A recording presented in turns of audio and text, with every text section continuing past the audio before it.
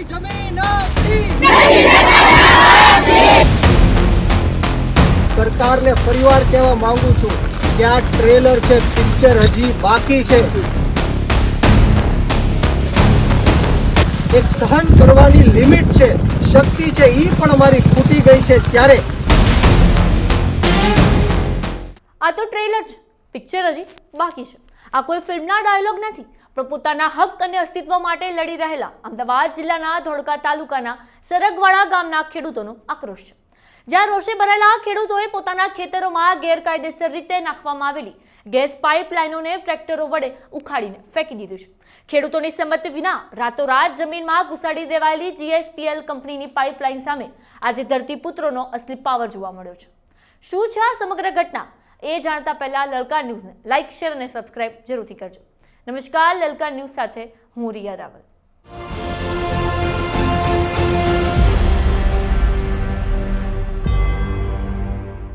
વાત એમ છે કે ચોમાસું બેસી ગયું અને આ સમય ખેડૂતો માટે સોના જેવો એટલે કે વાવણીનો સમય છે. ખેડૂતો પોતાના ખેતરોમાં ટ્રેક્ટર લઈને વાવણી કરવા નીકળ્યા ત્યારે ખબર પડી કે જમીનની અંદર GSPL કંપનીએ તેમની મંજૂરી વિના જ ગેસ પાઇપલાઇન દબાવી દીધી છે.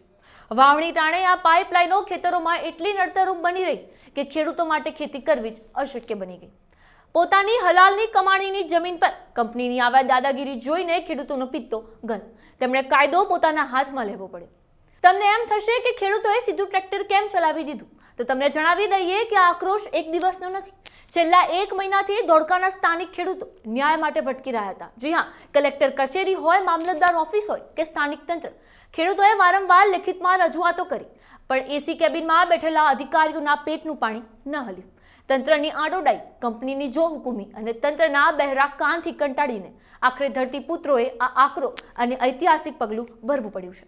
જય જવાન, જય કિસાન. દોસ્તો, આજે અમદાવાદ જિલ્લાના ધોળકા તાલુકાના સરગવાડા ગામ મુકામે જે 20-25 યુવાનોએ છેલ્લા 1 મહિનાથી મુહિમ ચલાવી હતી કે જે રીતના સરકારની GSPL એટલે કે ગુજરાત સ્ટેટ પેટ્રોલિયમ લિમિટેડ નામની કંપની જ્યાં સરગવાડા ગામની અંદર જે 1 વીઘાના 1.5 કરોડ રૂપિયા બોલાય છે એવી મોંઘી જમીનમાં આ ગેસ પાઇપલાઇન નાખવાનું જે કામ ચાલુ કર્યું હતું, ત્યારે છેલ્લા 1 મહિનાથી આ સંઘર્ષ ચાલી રહ્યો હતો.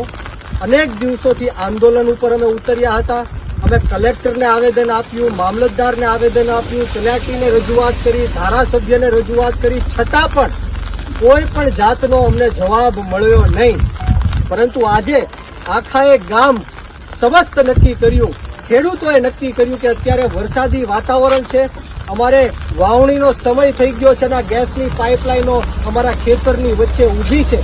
ત્યારે અમે ટ્રેક્ટર પણ ચલાવી નથી શકતા, બીજાના ખેતરોમાંથી જવું પડે છે. ત્યારે આજે આખાએ ગામ સમસ્ત અને ખેડૂતોની સાથે રહીને અમે ટ્રેક્ટર દ્વારા આ ગેસ પાઇપલાઇન છે અને પાછળ બાંધીને ખેતરમાંથી બહાર કરી છે. હું સરકારને ફરીવાર કહેવા માંગુ છું કે આ ટ્રેલર છે, પિક્ચર હજી બાકી છે.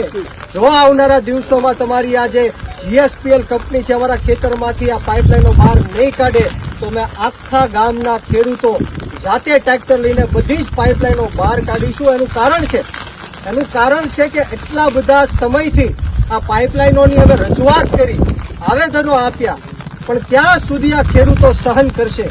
એક સહન કરવાની લિમિટ છે, શક્તિ છે, ઈ પણ અમારી ખૂટી ગઈ છે. ત્યારે હું સરકારને ફરીવાર વિનંતી કરું છું કે અમે અહિંસાને માનવાવાળા લોકો છીએ, પણ જો આ સરકાર અમારી વાત નહીં સાંભળે તો અમે શહીદ આઝમ સરદાર ભગતસિંહના માર્ગ ઉપર પણ ચાલવા માટે તૈયાર રહેશું. બોલો જય જવાન, જય જવાન.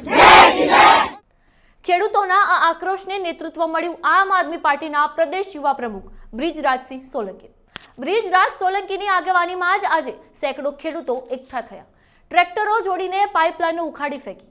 અને આ દરમિયાન બ્રિજરાજ સોલંકીએ સરકાર અને કંપનીને એવી ચીમકી આપી છે જે સાંભળીને તંત્રના હોશ ઉડી ગયા છે. બ્રિજરાજ સોલંકીએ સ્પષ્ટ શબ્દોમાં કહ્યું છે કે જો કંપની 1 વીઘાના 10 કરોડ રૂપિયા આપે તોય હવે કોઈ કામ નહીં થાય. આ લડાઈ વળતરની નથી પણ ખેડૂતોના અસ્તિત્વની છે. અને જો સરકાર હજી પણ નહીં સાંભળે તો ખેડૂતોના હક માટે અમે શહીદ ભગતસિંહના માર્ગે ચાલતા પણ નહીં અચકાઈએ. સરગવાડા ગામના ખેડૂતોએ આજે સ્પષ્ટ સંદેશ આપી દીધો છે કે વિકાસના નામે ખેડૂતોની જમીન પર ગેરકાયદેસર કબજો નહીં સહન કરવામાં આવે. આ તો માત્ર એક નાનું ટ્રેલર છે.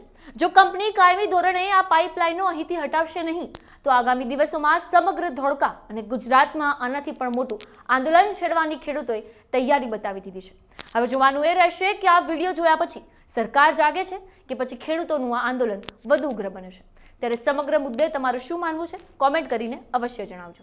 આપના પોતાના પ્લેટફોર્મ લલકારને લાઈક કરો, ફોલો કરો, સબસ્ક્રાઇબ કરો અને શેર કરો.